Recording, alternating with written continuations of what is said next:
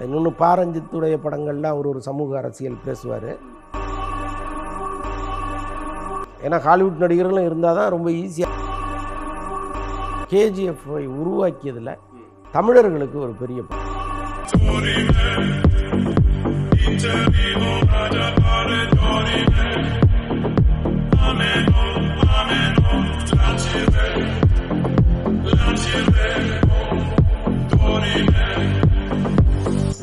வீப்ளே trending நேயர்கள் எல்லாருக்கும் வணக்கம். இங்கே என்ன நடந்துருக்குன்ற பிரச்சனையை முதல் பகுதியில் பார்த்தோம். இந்த இரண்டாம் பகுதியில் என்னென்ன நடக்க போகுது அப்படின்றத ஃபர்ஸ்ட் பார்ட்டில் ஒரு சஸ்பென்ஸ் இருந்தது. அந்த சஸ்பென்ஸை இப்போ உடைக்க போகிறாரு. அதை நான் சொல்ல போகல, அவர் தான் சொல்ல போகிறாரு. சரி, இப்போ இது தங்கலான் படம், நீலம் ப்ரொடக்ஷன், அப்புறம் வந்துட்டு ஸ்டுடியோ கிரீன், இவங்களுடைய ஒரு அழகான படைப்பாக தங்கலான் வந்திருக்கு. இது ஒரு ட்ரெய்லரும் எப்படி நீங்கள் பார்க்குறீங்க?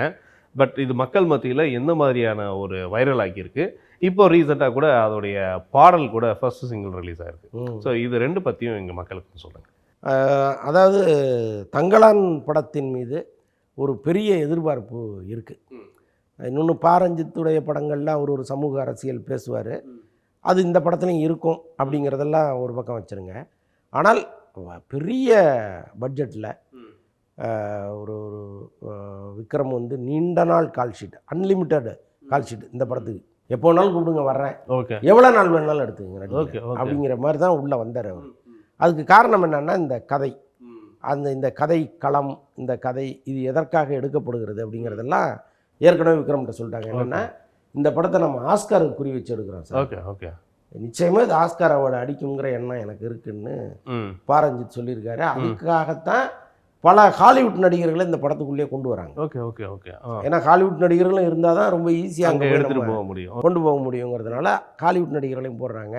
அப்புறம் இது வரைக்கும் இல்லாத லொக்கேஷன், பார்க்காத லொக்கேஷன், தமிழ் சினிமா பார்க்காத லொக்கேஷன் தேடி தேடி பிடிச்சி இதுக்காக வந்து ரொம்ப பெரிய அர்ப்பணிப்பு ரெண்டு பேருமே கொடுத்துருக்காங்க. Okay okay. ஸோ விக்ரமே வந்து என்ன பண்ணாருன்னா, நடுவில் அவரை தேடி புதுப்பட வாய்ப்புகள்லாம் வரும்பொழுது இல்லை தங்கலான் வந்த பிறகு நான் படம் ஒத்துக்கிறேன், வெயிட் பண்ணுங்கன்ட்டே இருந்தார். ஆனால் தங்கலான் ரிலீஸ் தள்ளி தள்ளி போகும்போது தான் அவர் சரி ரைட்டு நடுவில் ஒரு படம் பண்ணிவிடுவோன்ட்டு போனது. இல்லைன்னா அது தங்கலான் வந்ததுன்னா ஒரு பெரிய சம்பளம் நம்ம கேட்கலாம் அப்படிங்கிறதுனாலே வெயிட் பண்ணிட்டு இருந்தார்.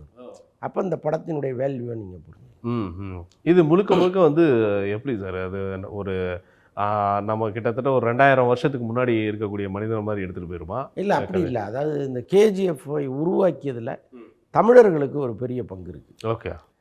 இன்றைக்கி வந்து அது கர்நாடகாவில் இருந்தால் கூட அது ஆரம்ப காலத்தில் இந்த தங்க வயலை உருவாக்குனதில் ஒரு மிகப்பெரிய பங்கு வந்து தமிழர்களுக்கு. Okay okay.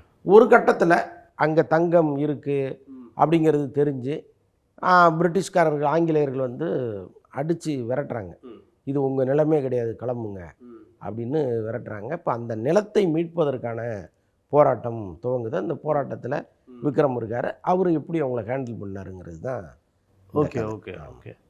இதுக்காக என்ன பண்ணியிருக்கிறாருன்னா, ரஞ்சித்து அந்த கோல்டன் தங்க வயலுக்கே போய் கிட்டத்தட்ட ஒரு 2-3 மாதம் உட்கார்ந்துருந்து அங்கே இருக்கிற ரொம்ப பெரியவர்கள், ரொம்ப காலம் வாழ்ந்தவர்கள்ட்ட போய் நீங்கள் சின்ன பிள்ளையில் கேள்விப்பட்ட கதை என்ன சொல்லுங்கள் அப்படின்லாம் அவங்கள்ட்ட கலெக்ட் பண்ணி அதெல்லாம் அந்த படத்துக்குள்ளே வச்சுருக்காரு. ரொம்ப மெனக்கெடல் இருந்திருக்கும்.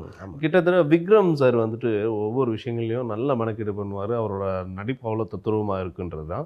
இந்த படத்தில் அவருடைய உடம்பே நிறைய வருத்தி, அதுக்கு தகுந்த மாதிரி அந்த காலத்தில் எப்படியான உடல் தோற்றம் இருக்குமோ அந்த தோற்றம் அப்படியே இருக்குது. ஸோ ரொம்ப ஒரு பாடி பில்டர் மாதிரி இல்லாமல் அந்த உண்மையிலேயே வந்து இயற்கையிலே ஒரு நல்லா ஒரு பாடி ஃபிட்டாக இருப்பானோ அந்த மாதிரியான ஒரு தோற்றத்தெல்லாம் வச்சுருக்காங்க. ஸோ இதெல்லாம் வந்து நேர்த்தி தான், பெரிய விஷயம். ஆமாம், முக்கியமாக மேக்கப். Yes sir. அது வந்து அவருக்கு இப்போ எப்போவுமே கமலுக்கு மேக்கப் பண்ணுறதுக்கு 2 மணி நேரம் 3 மணி நேரம் ஆகும். அவரும் அதே மாதிரி ஒரு அர்ப்பணிப்போட பண்ணுவாருலாம் சொல்லுவாங்க இல்லையா. இந்த படத்துலேயும் அந்த மாதிரி ஆயிருக்கு. 2 மணி நேரம் மேக்கப் போட்டு தான் அவரை கொண்டு வந்து அங்கே உட்கார வைக்கணும். அவருக்கு மட்டும் இல்லை, அவரோடு நடித்த ஒரு 20-30 பேருக்கும் அதே மாதிரி மேக்கப் போட்டு அப்படி பயங்கரமாக ஒர்க் பண்ணியிருக்காங்க. சார், நம்ம மேக்கப் பற்றி பேசிகிட்டு இருக்கும்போது கமல் சார் கூட ரீசெண்டாக ஒரு பேட்டியில் சொல்லியிருந்தார், தயவுசெய்து இனிமேல் வந்து எனக்கு வந்து ரொம்ப ஹெவியான ஒரு மேக்கப் போட்டு நான் வந்து என்னோட உடல் தோற்றத்தையே மாற்றி பண்ணுற மாதிரியான ப்ராஜெக்ட் கொண்டு வராதிங்க அப்படின்ட்டு. அது சும்மா விளையாட்டுக்கு சொன்னாரா சீரியஸாக சொன்னாரான்னு தெரியல. இது நீங்கள் எப்படி பார்க்குறீங்க? இல்லை அப்படி சொல்லக்கூடாது அவர். ஏன்னா இங்கே தமிழ் சினிமாவில் வந்து கமலை போல் விக்ரம் போல் மெனக்கெடுக்கிற ஹீரோக்கள்ங்கிறவங்க ஆல்மோஸ்ட் யாருமே இல்லை. அவங்க 2 பேர் தான் இருக்காங்க. அதுக்காக பெரிய அர்ப்பணிப்பு அவங்க பண்ணிகிட்டே இருக்காங்க. ஒவ்வொரு முறையும் ஒரு பட அறிவிப்பு அவங்க படம் வரப்போகுதுன்னா என்ன கெட்டப்பில் வருவாங்கங்கிற ஒரு ஆர்வம் எல்லாருக்குமே வந்துடுது. ஸோ அதை வந்து ஏன் அந்த ஆர்வத்தை அவங்க கெடுக்கணும்? இது நீங்கள் வந்து உங்களை நாங்கள் இப்படி தானே பார்க்குறோம். ஓகே. அப்போ நீங்கள் இதுக்கெல்லாம் நீங்கள் கோச்சிக்க கூடாது. இன்னொன்று வந்து இப்போ தக்லை படம் வருது, கிட்டத்தட்ட இதே மாதிரி தான் அதுலேயும் வேற ஒரு கெட்டப்லலாம் வராரு. Okay okay sir. இப்போ நெக்ஸ்ட் சின்ன சின்ன ப்ராஜெக்ட் படங்கள் பற்றி ஒரு தகவல் வந்து கேட்டிருந்தேன். பட் இது எல்லாமே ரொம்ப போஸ்ட்பேண்ட் ஆயிடுச்சு. இப்போ டீன்ஸ் படமும் அந்த இடத்துல வந்தது. இப்போ டீன்ஸ் படம் அந்த அளவுக்கு வந்து சக்ஸஸ் கொடுத்ததா சார்? அது இல்லை, சக்ஸஸ்ன்னு அவர் பார்த்திபன் சார் சொல்கிறாரு. பட்டு இந்தியன் 2 ரொம்ப புவரான ஒரு படமாக மாறின பிறகு சரி டீன்ஸ் பார்ப்போமேன்னு பல பேர் முடிவெடுத்தது உண்மைதான். பட் அதை வந்து அவர் ஃபுல்ஃபில் பண்ணியிருக்காருன்னா இல்லை. எப்போவுமே வழக்கமாக பார்த்திபன் படங்கள் வந்து எவ்வளோ மோசமான படமாக இருந்தாலும் ஒரு சுவாரஸ்யம் இருக்கும் அதில். ஓகே. கதை வந்து புரியலன்னு பல பேர் சொல்லுவாங்க. புரியாத படங்களை கூட நம்ம பார்க்குறோம். ஆனாலும் அந்த காட்சி ஓட்டம்ங்கிறது விறுவிறுன்னு இருக்கணும். ஒரு புதுமை இருக்கணும். நம்மளை எறியாமல் அதில் நம்ம வந்து போய் இன்வால்வ் ஆகணும். பட் இதில் வந்து ஒரு குழந்தைகள் கூட்டம் ஒரு 10-12 பேர் அப்படியே போகிறாங்க வளன்னு பேசிகிட்டே இருக்காங்க. எப்படா முடிப்பீங்கிற அளவுக்கு இருக்குது. நான் அதில் வித்தியாசமாக ஒரு சயின்ஸ் ஃபிக்ஷன் சொன்னேன் அப்படி இப்படின்னு அவர் சொன்னால் கூட நீங்கள் கதையாக 4 வரியாக சொல்லும்போது ரொம்ப நல்லா இருக்குது. அதை படமாக எடுக்கும்போது அவ்வளோ இன்ட்ரெஸ்டிங்காக எடுக்கணும்ல. அது இல்லைங்கிறது தான் உண்மை. ஓகே. இந்த உண்மையை அவர் ஒத்துக்க மாட்டார். ஏன்னா அவர் விமர்சனங்களை தாங்கி கொள்கிற மனிதராக இல்லை எப்பவுமே. அவங்க பாராட்டுறாங்க, இவங்க பாராட்டுறாங்க, நீங்கள் எப்படி குறை சொல்லலாம்னு அவர் கேட்குற ஒரு நபராக அவர் இருக்கார். Okay okay. ஸோ அது வந்து வேலைக்கே ஆகாது. இதே பார்த்திபனை தானே நம்ம இத்தனை வருஷம் ரசித்து கைத்தட்டி கொண்டாடிக்கிட்டு இருந்தோம். எவ்வளோ படங்கள் பார்த்திபன் படங்களை பார்த்துட்டு அப்படி ரசித்து கொண்டாடலையா நம்ம? கொண்டாடுறோம். அப்போ அதே வாய் தானே இன்றைக்கி நல்லா இல்லைன்னு சொல்லுது. அப்போ இதில் என்ன உள்நோக்கம் இருக்க முடியும்? ஸோ அதனால் அவர் விமர்சனங்களை வந்து ஏற்றுக்கொள்கிற இடத்துல இல்லை. அது ரொம்ப கஷ்டமாக இருக்குது. Okay sir. Okay sir. இப்போது இது நம்ம விடாமுயற்சியோட ஒரு சின்ன அப்டேட்டு சார். அது என்ன மாதிரி இப்போ போயிட்டுருக்கு சார்? படம் இன்னும் கொஞ்சம் ஏதோ ஸ்லோவாக இருக்கிற மாதிரி ஒரு ஃபீல் கொடுக்குதாமே? விடாமுயற்சி வந்து பாவம் அந்த தயாரிப்பு நிறுவனம் வந்து ரொம்ப சிரமங்களுக்கு இடையில தான் பண்ணுறாங்க. ஏன்னா அவங்களுக்கு அங்கங்கே மணி லாக் ஆகி போச்சு. மிகப்பெரிய பட்ஜெட் படங்கள்லாம் எடுத்துகிட்டு இருக்காங்க. ஒரு நாளைக்கு 45 லட்சம் ரூபா செலவாகுது அஜர்பைஜானில் ஷூட்டிங் எடுக்கிறது. ஸோ அப்படி இருக்கும்போது இந்த டைரக்டர் ஃபாஸ்ட்டாக ஒர்க் பண்ணணும். Okay okay. அவர் வந்து அங்கே ஷூட்டிங் ஸ்பாட்டில் வந்து உட்காந்துட்டு தடவிட்டு இருந்தாருன்னு வைங்க. என்ன எடுக்க போகிறோம், எடுத்த காட்சியை திரும்ப எடுத்த ஷாட்டே மறுபடியும் எடுத்து அது வந்து எல்லாருக்குமே பயங்கரமான ஒரு எரிச்சலை கொடுத்துருது. படத்தில் ஒர்க் பண்ணுற எல்லாருக்குமே அஜித்தில் ஆரம்பித்து கடைகோடி நடிகர் வரைக்கும் ஒரு பெரிய எரிச்சலில் இருக்காங்க. த்ரிஷாலாம் ஒரு 2-3 முறை கோச்சிக்கிட்டே போயிட்டாங்க ஷூட்டிங் ஸ்பாட்டை விட்டுலாம் தகவல் வருது. Okay okay. ஸோ அந்த அளவுக்கு ரொம்ப ஸ்லோவாக அந்த படத்தை எடுத்துகிட்டு இருக்காரு. பட நிறுவனமும் அவரை ரொம்ப ஃபாஸ்ட் பண்ணுறாங்க. சீக்கிரம் முடிங்க சார், சீக்கிரம் முடிங்க. அஜித் சார் டேட்லாம் போயிட்டுருக்கு, அவர் இந்த படத்தை விட்டுட்டு போயிட்டாருன்னா திரும்ப அவரை கூப்பிட்டு வர முடியாது அப்படின்னு அந்த அளவுக்கு ஃபோர்ஸ் பண்ணுறாங்க. பட் அவர் என்ன இருந்தாலும் நான் நிதானமாக தான் எடுப்பேன் அப்படின்னு அவ்வளவு நிதானமாக எடுத்துகிட்டு இருக்காரு. அதுதான் ஒரு மிகப்பெரிய பிரச்சனையாக இருக்குது. நல்ல வேலையாக அஜர்பைஜான்லேயே வந்துட்டாங்க. இங்கே ஓகே ஓகே வந்து இப்போ ஹைதராபாத்தில் செட்டை போட்டு இங்கே எடுக்கிற மாதிரி. Okay okay okay. அது எனக்கு கிட்டத்தட்ட ஒரு 4 தடவை இந்த கடந்த மாதத்திலே வந்து ஒரு 4 முறை இதை பற்றி அதிகமாக பேசக்கூடிய ஒரு வாய்ப்பு இருந்தது இதை பற்றி.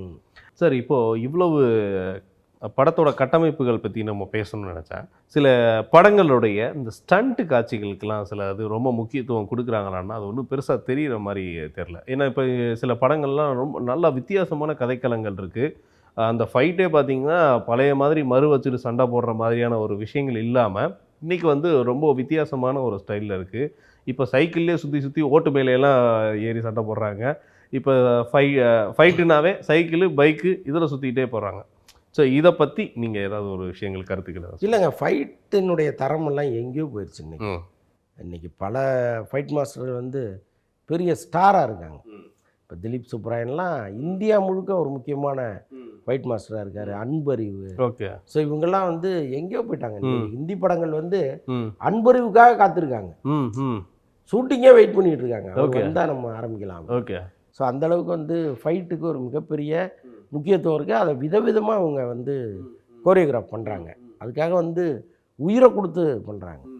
ஸோ ஒரு முன்னெல்லாம் வந்து ஆங்கில படங்களுக்கு இணையாகன்னு சும்மா சொல்லுவாங்க, அந்த அளவுக்கு இருக்குமானா தெரியாது. ஓகே. ஆனால் இன்னைக்கு ஆங்கில படங்களே பார்த்து காப்பி அடிக்கிற அளவுக்கு ம். இன்னைக்கு அவங்க சீக்வன்ஸ் எல்லாம் ஓகே. கரெக்டாக பண்ணுறாங்க. ஓகே.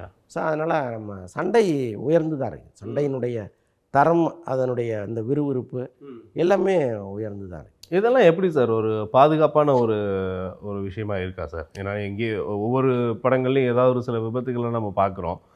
இந்த மாதிரியான ஒரு இவங்களுக்குன்னா ஒரு பாதுகாப்பெல்லாம் இருக்கா சார்? இவங்களுக்குன்னு ஒரு அதுதாங்க சங்கம் இருக்கா? பிரச்சனை. சர்தார் 2 படத்தில் இருக்கிற ஓகே. ஒரு சண்டை காட்சியில் ஓகே. ஏழுமலைன்னு ஒரு ஸ்டன்மேன் வந்து இறந்துட்டார். Okay sir. ஓகே. என்னென்னா ரோப்பு கட்டி தொங்கும் பொழுது அந்த ரோப்பு நழுவி கீழே விழுந்து நெஞ்சு பகுதியில் பயங்கரமாக நசுங்கி ஓகே சார். ஸ்பாட்லேயே இறந்துட்டார். So okay. ஸோ யோசிச்சு பாருங்கள். இப்போ அவங்க பொதுவாகவே ஸ்டன் கலைஞர்களுக்கு பாதுகாப்பு இல்லைங்கிறது எல்லா காலமும் சொல்லப்படுகிற விஷயமா இருக்குது. அவங்களுக்கு இன்சூரன்ஸ் கூட கிடையாது. ஏன்னா இப்போ இன்சூரன்ஸ் நிறுவனங்கள் எல்லாமே நீங்கள் வந்து தேடி போய் ஆபத்தை தேடிக்கிறீங்க, இப்போ நாங்கள் எப்படி உங்களுக்கு பண்ண முடியும்லாம் ஆரம்பத்தில் காரணங்கள் ஓகே. ஓகே. ஸோ அதனால் பட நிறுவனங்கள் தான் அவங்களுக்கு வந்து காம்பன்சேஷன் கொடுக்க வேண்டியதாக இருக்குது. ஒரு இறப்புன்னா பட நிறுவனம் தான் பண்ண வேண்டியதாக இருக்குது. ஆனால் டோட்டலாக ஒரு படத்தை இன்சூர் பண்ணலாம் நீங்கள். அதுக்கு வாய்ப்பு இருக்குது. இப்போ ஒரு படம் வந்து நீங்கள் எடுக்கிறீங்க, டோட்டலாக இன்சூர் பண்ணிட்டீங்கன்னா அதில் உள்ள ஏதாவது ஒரு டேமேஜ் அல்லது இந்த சண்டை காட்சிகள் அதில் உங்களுக்கு அமௌண்ட் வரும், அதை நீங்கள் கொடுக்கலாம். ஓகே. ஸோ அது எத்தனை படங்கள் பண்ணியிருக்காங்கன்னு நமக்கு தெரியாது.